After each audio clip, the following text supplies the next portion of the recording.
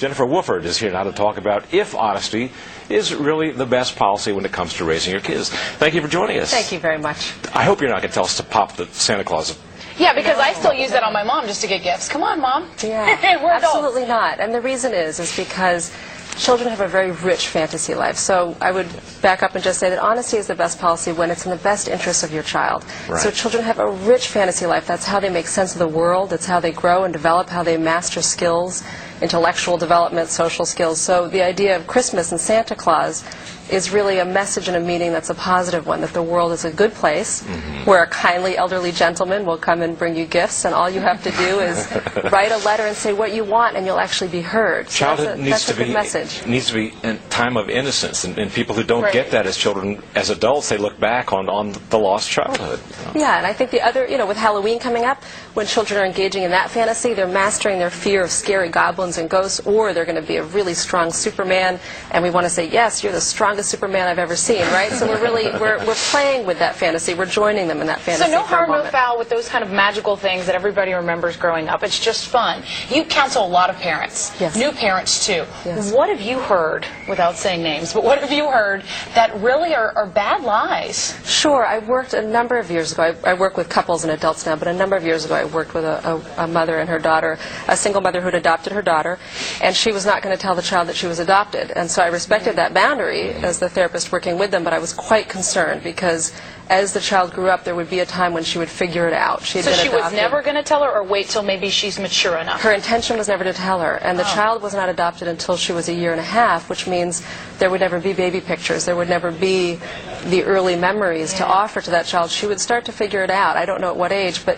then that becomes really damaging to their relationship. I think out of that scenario, the mother didn't want to tell the child she was adopted because she didn't want the child to love her any less.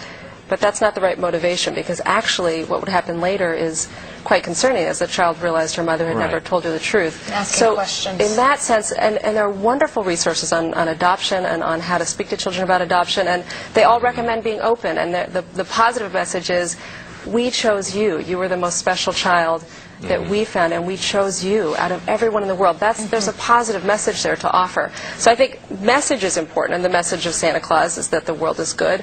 And there are other messages that we have to encourage children around safety. There are so many gray areas, though, and I guess this is where the problem lies for so many parents. I saw this wonderful skit by Dana Carvey recently on YouTube somewhere, where he was talking about where Daddy has gone, and the mommy says, well, Daddy went next door to visit our neighbor. And he says, what's he doing over there? Well, Daddy's in the neighbor's bedroom right now. And it just goes on and on and on. And he was making a parody of where you draw the line on why the parents have broken up or whatever. Right. But that certainly divorce Yes. and the breakup of a marriage is something that children suffer from tremendously, not to make light of this, but oftentimes parents have to walk a very fine line on how to explain that kind of a thing. And how real you should be with them. Yes, and I think in those instances the most important thing is that the parents talk with each other. Even in the case where they've separated or divorced, they talk together about how do we want to talk to our children about our separation? How do we want to process our divorce with them? And that sometimes when I see couples is when they're coming in to say, we have a difference about how we want to work through how we talk to our child about religion, and we're in different places. If they can talk together and really work it through, I think that's important. But here's the thing, divorced couples, that's not always happening. Sometimes they're at each other's throats for years, they're fighting over money, they're fighting over custody. Yeah. How do you deal with it if Daddy's saying one thing, Mommy's saying another thing, and that wasn't your plan, but it's my plan, because maybe I think the kid's too young to grasp all this? In those instances, they really need to talk to each other, even in the most difficult of circumstances, whether it's through a therapist, and I work with couples, or whether it's through a mediator, but they need to talk to each other about how they're going to raise their children, because they have entered into a joint project, and their children are going to be their joint responsibility for at least 18, 20 years, and they need to work it out. It's tough. Doug, I was going to ask you if you told any white lies.